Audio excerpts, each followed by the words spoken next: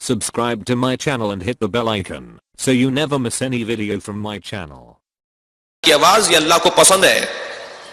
پروردگار عالم قرآن مجید میں ارشاد فرماتا ہے لا يحب اللہ الجہر بالسوء من القول.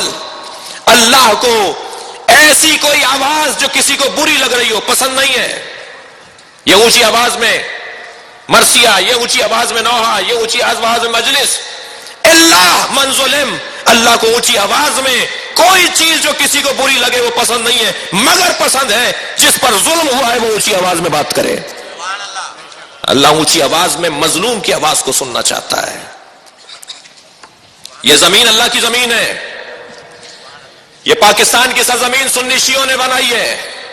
یہاں پر تکفیریوں اور سلفیوں اور وہابیوں کی کوئی گنجائش نہیں ہے. توجہ ہے. سن 1925 میں 3 مذہبوں کی بنیاد ڈالی گئی اس خطے کے اندر، عالم اسلام کے اندر. مسلمانوں میں 3 فرقے ایجاد کیے گئے 1925 میں، 1924 میں اور 1925 میں. بہائیت فارسی زبان بولنے والوں میں مسلمانوں میں ایک فرقہ بنایا گیا. قادیانیت ہندوستان اور پاکستان کے علاقوں کے اندر مسلمانوں کا ایک فرقہ بنایا گیا. اور وہابیت عرب دنیا کے اندر مسلمانوں میں ایک فرقہ بنایا گیا. تینوں کی تاریخ پیدائش 1924 ہے. تینوں ایک ہی تاریخ پیدائش کی پیداوار ہے.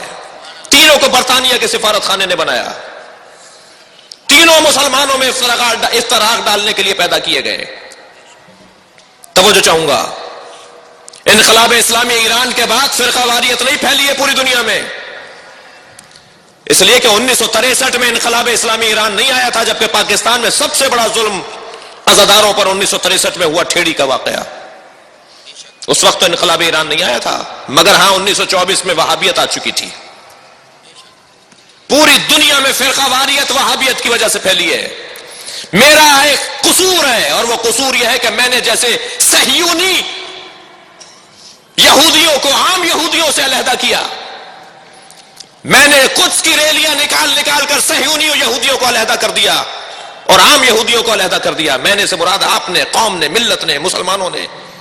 ایسے ہی ہمیں سنیوں اور وہابیوں کو علیحدہ کرنا تھا. سنی اور ہے اور وہابی اور ہے. گھبرا کر نہیں سنے میری بات کو. سنی اور ہے اور تکفیری اور ہے.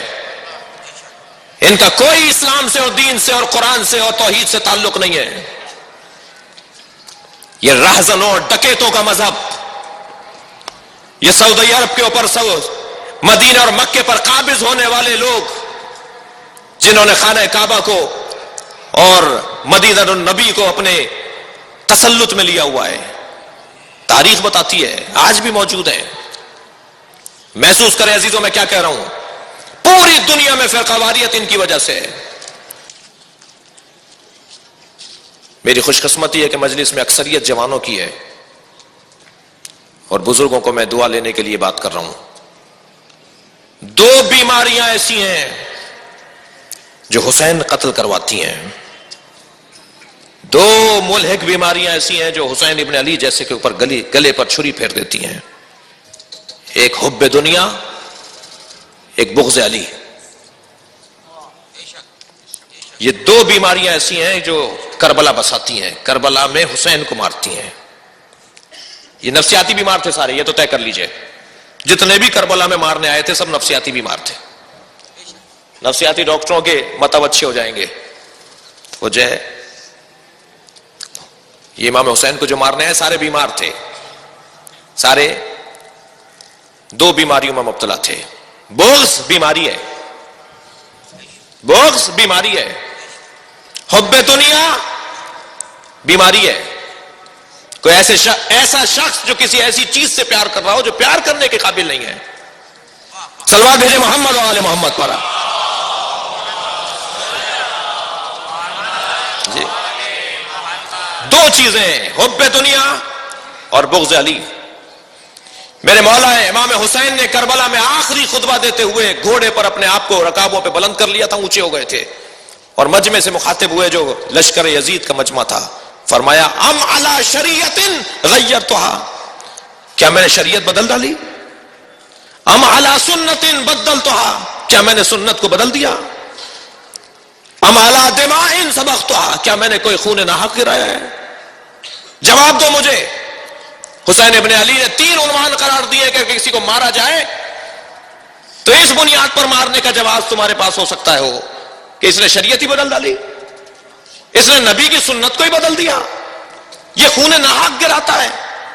تو آواز آنے لگی، نہیں علی، نہیں حسین، نہ آپ نے شریعت بدلی ہے، نہ آپ نے سنت پیغمبر کو بدلا ہے، نہ آپ نے خون گرایا ہے۔ فرمایا بغضا لابیک، ہم آپ کے بابا علی کے بغض میں آپ کو مار رہے ہیں۔ شام والے بغض علی کی بیماری میں تھے اور کوفے والے حب دنیا کی بیماری میں تھے۔ خطرناک بیماری ہے۔ حلیہ ممکن ہے ہم سے کچھ ملتا ہوا ہو، جس کی بنیاد پر تاریخ لکھنے والے اور آج کے لوگ کہتے ہیں کہ کوفے والوں نے مارا تھا، ان کی اولادیں رو رہی ہیں۔ پہلا جواب تو اس کا یہ ہے کہ میں تو سید ہوں، آپ میں سے بھی بہت سارے لوگ ہیں، بہت سارے لوگ آپ ہندوستان سے تعلق ہے، تو ہم تو کوفے والوں کی اولاد نہیں ہیں، ہم تو مدینے سے آئے ہیں۔ پوری دنیا میں جو افریقی ماتم کر رہے ہیں، یہ جو حبشی ماتم کر رہے ہیں، عزاداری کر رہے ہیں، سارے کوفے والوں کی اولادیں ہیں، یہ سب کوفے والوں کے پیروکار ہیں۔ پہلے تو یہ نقضی جواب کہ کوفے والوں نے اگر امام حسین کو شہید کیا ہے تو پوری دنیا کے عزادار کوفے والوں کی اولاد نہیں ہے۔ دوسری بات، علامہ سید علی نقی نقن علی اللہ مقامہ کا جملہ مجھے یاد آ رہا ہے، وہ فرماتے ہیں کہ ہم نے طے کر لیا ہے جس نے حسین کو قتل کیا ہے وہ لعنتی ہے۔ پوری دنیا کے عزادار متفق ہیں حسین کو مارنے والا لعنتی ہے، اللہ بھی لعنت بھیجتا ہے، رسول بھی اس میں لعنت بھیجتے ہیں اور سارے عزادار بھی اس میں لعنت بھیجتے ہیں۔ تو ہم نے تو لعنتی کہہ کر تعلق توڑ لیا، تمہارا تعلق نہیں ہے تو تم بھی لعنت بھیجو۔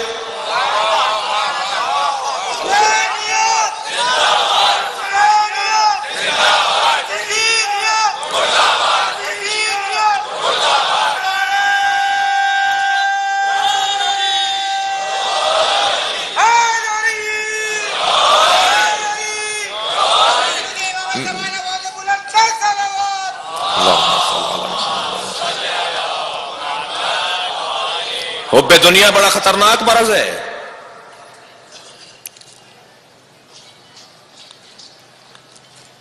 کوفے والے اس میں مبتلا تھے،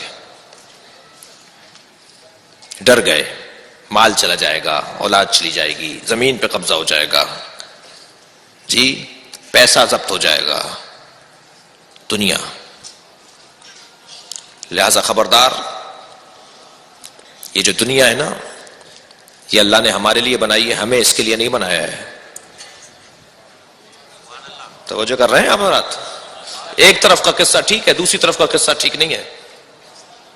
اللہ نے دنیا ہمارے لیے بنائی ہے، ہمیں دنیا کے لیے نہیں بنایا ہے۔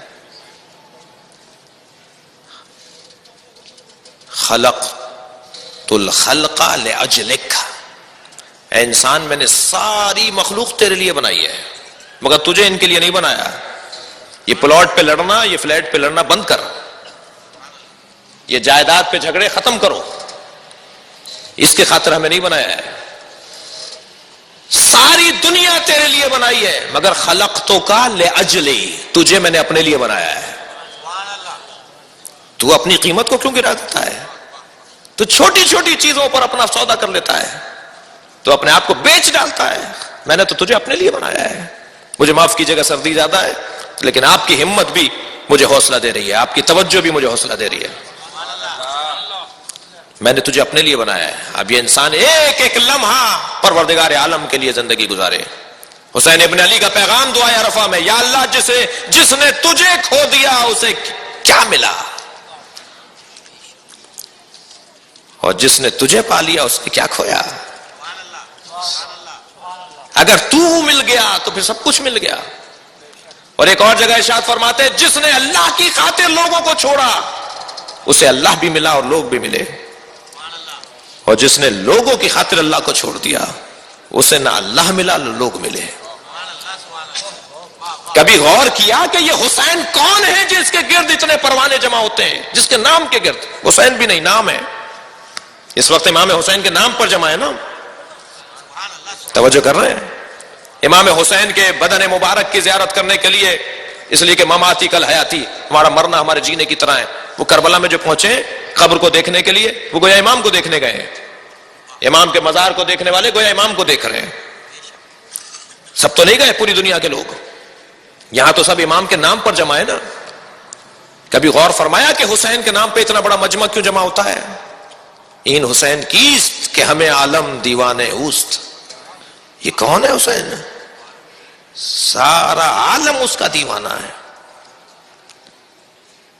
یہ جو حسین ابن علی کے نام پر اتنا مجمع اکٹھا ہو جاتا ہے، کیوں؟ اس لیے کہ حسین کربلا میں اکیلے کھڑے تھے.